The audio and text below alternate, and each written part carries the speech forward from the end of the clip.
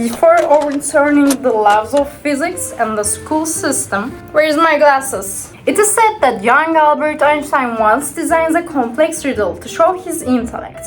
Maybe you can solve this logic puzzle attributed to one of the brightest minds in the world. Then it is puzzle time. Prepare your detective outfit and mindset. Detective Cheval is ready. I've been growing up watching detective gadgets. I'm ready for solving this riddle. A team similar to the group that robbed the Louvre Museum has stolen the world's rarest fish from the city aquarium. The police tracked the sign to narrow street lined with it's not 5, it's 10. Okay, five identical looking houses.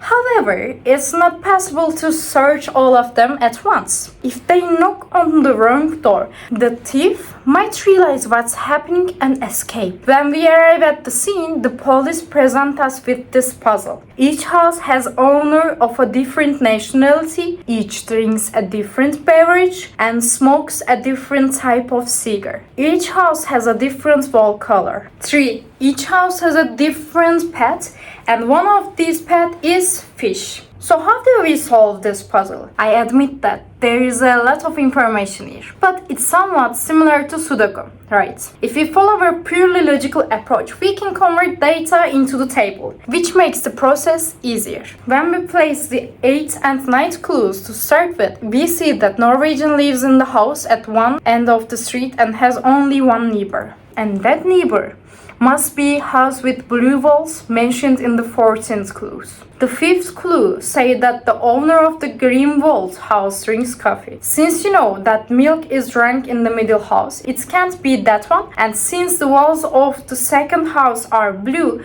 that one is also eliminated. Moreover, the 4th clue states that the white house must be immediately to the left of the greenhouse, so the 1st and 5th houses are ruled out as well. Thus, the only possible place for the green walled house is the 4th house. The white walls then must belong to the 5th house. The first clue gives you nationality and color. The only column missing both of these details is the 3rd house. So the Brit who lives in the red house must live in the middle house. The only remaining color is yellow. Therefore, the 1st house must be yellow. The 7th clue says that Dunhill is smoked there. The 11th clue states that the owner of the horse lives next to the person who smokes Dunhill. This places the horse in the 2nd house. The next step is to determine what the Norwegian in the 1st house drinks.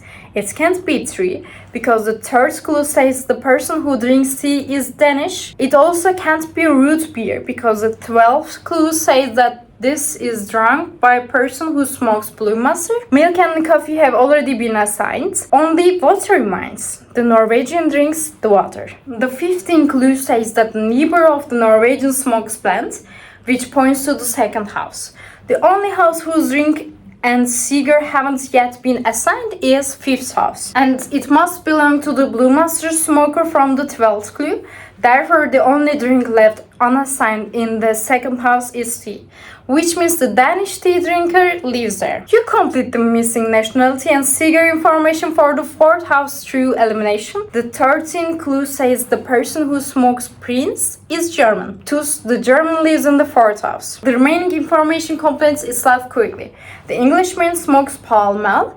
The Swede is in the 5th house. The 6th and 2nd clues state that these people own the bird and the dog, respectively. Yes.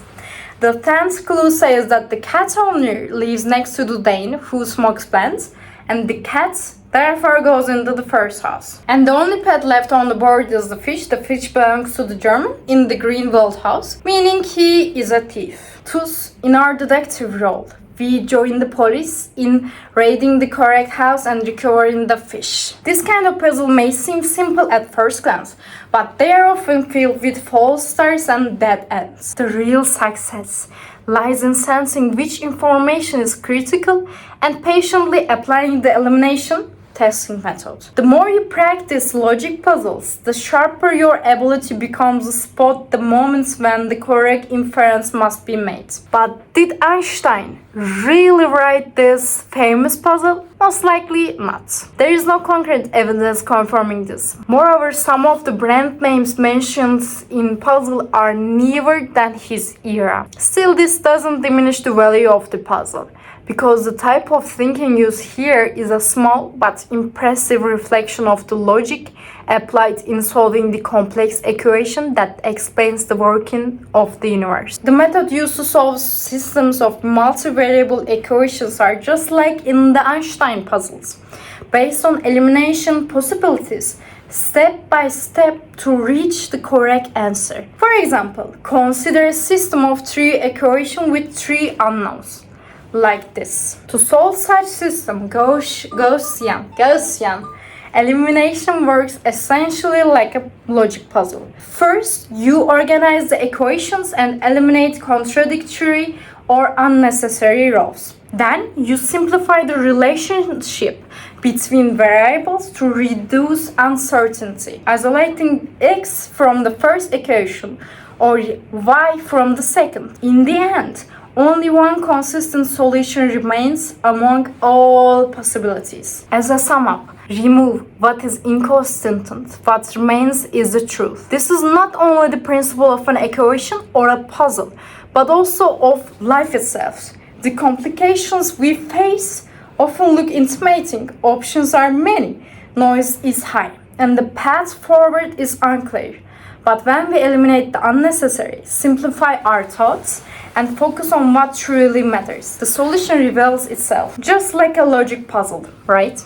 Life often does not give us the right answer directly, but as we discard what is inconsistent, and then we notice how close the remaining possibilities are to the truth. And finally, we understand even the most complex questions can be solved when approached with the right steps. So that's all in this video. See you in the next video. Do not forget to like and subscribe and support me on the Patreon. With much love, Şevval.